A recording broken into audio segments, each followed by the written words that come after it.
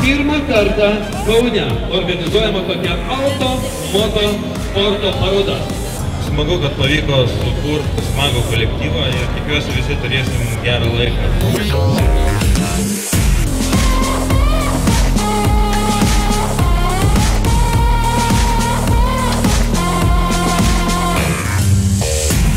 Technorama visada už naujovas mėgsta kažką pristatyti tokio, ko dar niekas nėra matęs.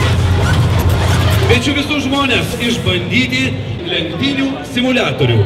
Tai vienintelis toks įrenginys Pabaltyje. Iš viso tokių įrenginių pasaulyje yra tik 50. Ir šią unikalią galimybę šiandieną jį išbandyti mums pristato Technorama. Mes pradedame šio simuliatoriaus lenktynių turnyrą Vilniuje, Kaune ir Klaipėdoje. Turnyro nugalėtojas turės galimybę dalyvauti šią vasarą 1000 km lenktynėse Technoramos komandoje. Jei trūksta benzino kvapo, mes galėsime greitai tą organizuoti. 20 litrų užtektų, ar ne? Kanistrėlės.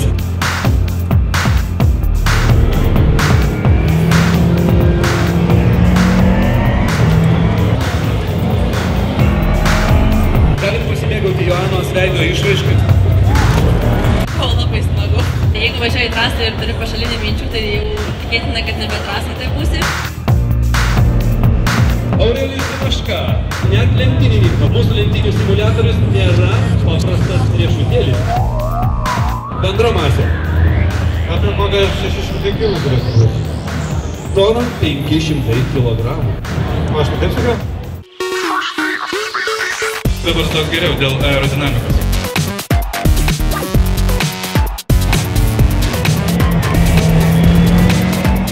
Puikiai pasirodė Ramūnas, tu ten atsitrenkė, ar ne? Viskas tai buvo suplanuota, surežisuota. Tai aišku, pirmą ratą reikia viską išbandyti, sienas, padangas, asfaltą, žvyrą, o po to jau važiuoti. 57 sekundės, 92 šimtosios. Ramūnai, tu parodėjai geresnį rezultatą negu daugelis lenktynininkų. Nenuvažiuokit nuo asfalto, į padangas galite nekreipti dėmesio, viskas ten gerai su juo. Simuliatorių vertinu tikrai puikiai. Važiuojant su normaliu automobiliu, bet kokiu atveju galioja šioks toks baimės faktorius. Čia jo tokio nėra, todėl nepersistengi save saugoti. Su normaliu automobiliu tai aišku neįmanoma.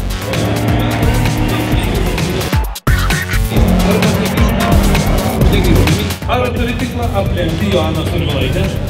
Reikia. Į sėkmės?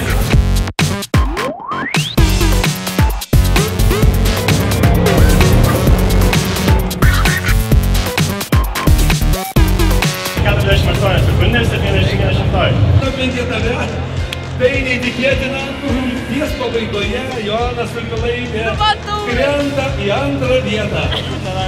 Tai aš tikėjausi, kad mane daug seniau aplenks. Pirmoji vieta – Tauras Tunila.